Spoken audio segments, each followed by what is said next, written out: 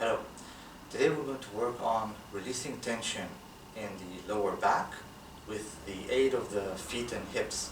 What we're going to do is create tension in one spot in order to allow the body to relax another, or to let go of tension that it's holding in another. How does that work?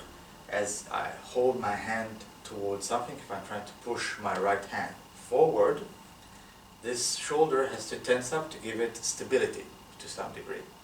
Now, if I am from here creating some sort of support behind me, let's say I have some support in this standing where the other shoulder is supporting this movement, I have a much lesser need for tension in the shoulder. The same also goes for the legs. If I tense the legs in a certain way, they give stability and support to the rest of the structure, and then I can allow my body to let go of tension that it wasn't aware of its holding. The first movement that we're going to do is bringing the legs together. It's much better to do it barefoot on the ground, but if not, you can also do this in the office, standing or sitting. All I'm doing is creating tension from the hips throughout the feet inward. I'll just show once with movement, like so. Just to understand the direction and how this works, you grab the ground with your feet. That's a good way to also learn to let go of it, and you bring it together. As you do this, you take away the need for the center of the lower back to tense up and hold you firmly, and then you can feel a lot more aliveness in the lower back and hips as you do this and continuously breathe.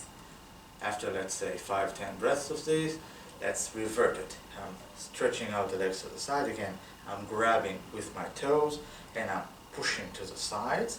This creates a different tension pattern in the legs and allows the psoas muscles and again the sides of the lower back to let go, and then you have maybe more movement in other places.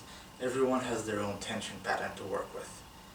So again, 10 breaths or 10 seconds and let go. Next, we move to the forward and backwards. So we put one leg forward, one leg back. You can also do this sitting or standing.